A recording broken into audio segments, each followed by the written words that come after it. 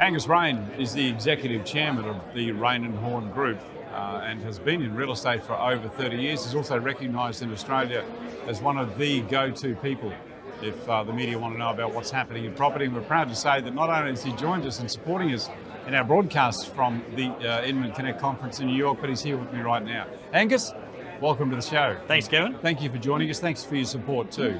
Pleasure. Because without support from companies like Raine Horne, we simply wouldn't be able to be here. Angus, why are you here? I mean, Raine Horne is probably one of the most recognised international brands, and you've taken that in your era to a whole new level. Yes. Is this about learning from other cultures and other brands about what they're doing? Yeah. I was lucky enough to have a session with Brad Inman when he was in Sydney about 6 months ago, and we speak the same language. It's all about keeping ahead of the curve and being an agent of change. So he sort of spurred me on to actually say, right, Angus, you've got to come to Inman Connect in NYC, and here I am. So tell me about the journey from Raine Horne and how you've taken it into an international brand. What have you done to elevate it? Well, I think it's very important, Kevin. Firstly, if you want to go international as a brand, you have to have a recognised super brand in your country of origin. For us, it's Australia, and we are a recognised household name and a recognised super brand in Australia. So the last 3 years, we've been the fastest growing network in Australia. So you have to have all your ducks in a row in your country of origin first before you look overseas. I think a lot of companies make the mistake of thinking this is going to sort of save your growth proposition by looking overseas, but you can stretch your resources too thin. So what we did, we're very happy with the Australian operation, and that's when we looked overseas. We've got a general manager of international. So now we have 3 offices in Fiji, 12 offices in Malaysia. We're looking at opening in Thailand. We hopefully will open in Vietnam next month. And we've of course opened a corporate office in Bangalore about 1.5 to 2 years ago. We've got 8 offices in Bangalore. So big, that's in India, southern India, which is the Silicon Valley of India, which is appropriate to say that at an Inman Connect conference. It is, indeed. And we've got some huge plans. We could have, in 5 to 10 years, more offices in India, for example, than we have in our home country of Australia. It's quite amazing. If I can talk about the cultural differences too, because that's something you have to bear in mind, I guess, when you move to a different country. They do things differently, they think differently, how they buy property is different. Has that been a challenge for you in going into other cultures? Well, you've got our GM of International, he's already worked in these countries previously. So culturally, in India, for example, they call it the 3 Cs, curry, Commonwealth and cricket. We have a lot in common in India. We've got an enormous middle class, but you just have to mind your P's and Q's, and all this thing, it's just education. You just have to watch what you say and watch how you act in other people's countries. Particularly, I didn't mention Dubai. We're in the UAE, just about to open our 2nd office in Abu Dhabi.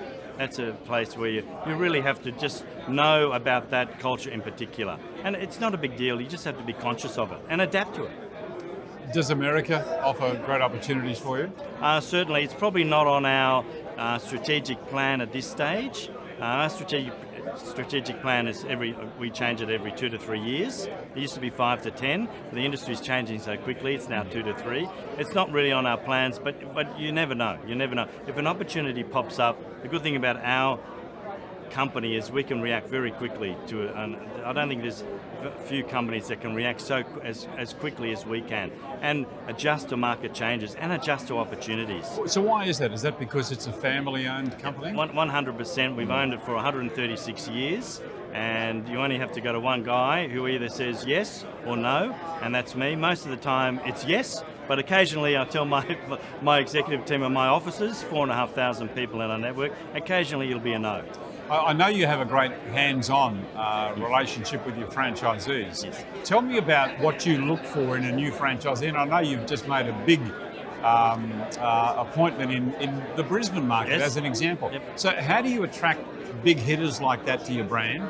And what do you look for in a leader? Well, it's funny. I've just been in a session about emotional intelligence. You've got to, when I sit down with people, I can tell if they're Raine Horne people quite quickly.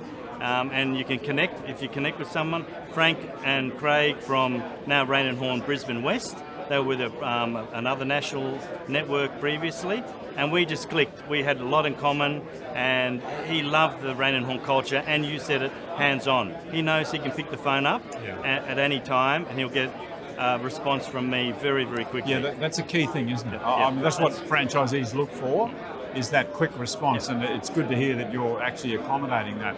So, in a leader, what are your franchisees telling you about the challenges now in the market? There's a lot of challenge on commissions, as an example. How are you helping them meet those challenges? So we saw that the market changing about 6 months ago, so we rolled out this Evolve program. Again, we made a decision in about 48 hours to say, right, the market's changing, we've got to be in front of the curve, training our people how to really counter the discounters. I don't think it's as big a problem in Australia as it is here, frankly, from what I've heard from my industry colleagues in America. But it's all about training, and as agents we have to add value, and we have to tell the consumer the value we add to the whole transaction. I tend to think that in Australia we're probably better at tackling that commission challenge because our commission is already quite low compared to the States, as an example. There can be a lot of erosion here, and I think there's going to be some major adjustments needed in this market. And the Australian model is already being implemented in some areas of America. So in a way, I think our average commission in our network's 1.92%. Yes. So, which is in a way, the good news is it's a barrier to entry for the new players coming in. There's just not enough headroom in the commission space. Angus, can you just give me your one takeaway from today? You've already shared with me, what you're learning about commissions. What will you take back to Australia to tell your people? I think there's a lot of talk in the press in particular about disruptors. I think disruptors is the most abused term in real estate. Most of the people that commentate on it don't actually know the definition of a disruptor. What is your definition? Well, it's someone that's totally changing the industry. A lot of these people are just add-ons to an industry. So I think Inman's all about really having more of a seamless, streamlined transaction. That's easier for the consumer and easier for the agent to transact. Angus, thank you for being with us. Pleasure. Thanks for your support. I look forward to catching up with you I think we're catching up with you again in the next show, so I look forward to talking to you then. Good, thank you.